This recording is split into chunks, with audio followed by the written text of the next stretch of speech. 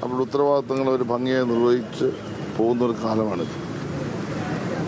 ഓരോ വകുപ്പും കൈകാര്യം ചെയ്യുന്ന മന്ത്രിമാർ അവരുടെ ഉത്തരവാദിത്തം നിർവഹിക്കുമ്പോൾ ആ വകുപ്പുമായി ബന്ധപ്പെട്ട എന്തെങ്കിലും കുറവുകളുണ്ടെങ്കിൽ അത് പരിശോധിച്ച് ശക്തമായ നടപടികളാണ് സ്വീകരിക്കുന്നത്. അങ്ങനെ ശക്തമായ നടപടികൾ ആരോഗ്യരംഗത്ത് ഉയർന്നു വന്ന ചില പ്രശ്നങ്ങളുമായി ബന്ധപ്പെട്ട് അവർ സ്വീകരിച്ചിട്ടുണ്ട്.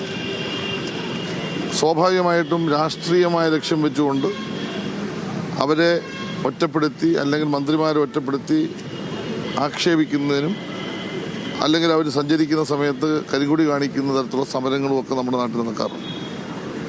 പക്ഷേ കേരളത്തിൻ്റെ ചരിത്രത്തിൽ ആദ്യമായിട്ടാണ് ഒരു മന്ത്രിയെ തെരുവിലിട്ട് ആക്രമിക്കുന്നത്.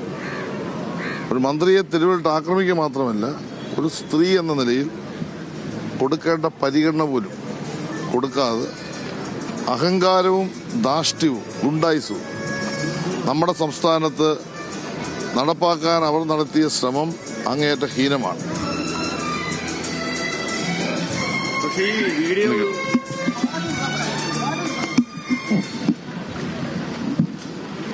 അങ്ങേയറ്റം അപലപനീയമാണ്. ഇതൊരു ചട്ടമ്പിത്തരമാണ്. ഇത് ഒരു കാരണവശാലും കേരളീയ സമൂഹം അംഗീകരിക്കില്ല. ഇത് പ്രതിപക്ഷ നേതാവിൻ്റെ കൃത്യമായ അറിവോടും KPCC പ്രസിഡന്റിൻ്റെ പൂർണ്ണമായ പിന്തുണയോടും കൂടി ഉണ്ടാക്കിയ ഒരു അജണ്ടയാണ് സംഘർഷപൂരിതമായ കേരളത്തെ രൂപപ്പെടുത്തുക. തെരഞ്ഞെടുപ്പിൽ ജയിക്കാനുള്ള കുതന്ത്രങ്ങളിൽ മറ്റൊരു കുതന്ത്രം ഈ കേരളത്തിൽ അവർ നടപ്പാക്കാൻ ലക്ഷ്യമിടുന്നു. അതിനുവേണ്ടി അവർ ആവിഷ്കരിച്ച ഒരു തന്ത്രം മാത്രമാണ്. ഒരു കാരണവശാലും കേരളീയ സമൂഹം അംഗീകരിക്കത്തില്ല. ശക്തമായ പ്രതിഷേധം കേരളത്തിലെമ്പാടും ഉയർന്നു വരണമെന്നാണ് എനിക്ക് അഭ്യർത്ഥിക്കുന്നത്. ഇതാണ് കുതന്ത്രമെന്നാണ് വീഡിയോയിൽ എങ്ങും ഒരു അക്രമം കാണുന്നില്ല, നാടകമാണെന്നാണ് ആരോപിക്കുന്നത്. അതൊക്കെ എന്തായാലും വീഡിയോയിൽ കാണുന്നില്ല. നിങ്ങൾ പറഞ്ഞാൽ പിന്നെ അവരുടെ ആക്രമിക്കുന്ന സീൻ നിങ്ങൾ മൊത്തം കണ്ടോ? ആ മൊത്തം സീൻ എടുത്ത് നോക്ക്. അവരുടെ പെടലിട്ട് അടിക്കുന്നതും അവരുടെ ദേഹത്തിന് അടിക്കുന്നതും വീഡിയോ കണ്ടില്ല നിങ്ങൾ പറഞ്ഞാൽ നിങ്ങൾക്ക് ഇഷ്ടമുള്ള ചിലപ്പോൾ ഏതെങ്കിലും ഒരു മാധ്യമത്തിൻ്റെ വീഡിയോ കണ്ടു കാണത്തില്ല.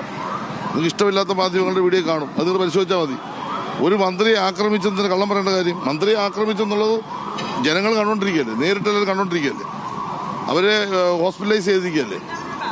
ആക്രമണത്തിന് ഗ്രാവിറ്റി എന്തുകൊണ്ടെന്നല്ല, ഏതും ആയിക്കോട്ടെ, അവർക്ക് ഒരു പരുക്ക് പറ്റിയെന്ന് വിചാരിക്കുക, ആക്രമിക്കാവും. പരുക്ക് പറ്റിയില്ലെന്നിരിക്കട്ടെ, പക്ഷെ ആക്രമിക്കാവും.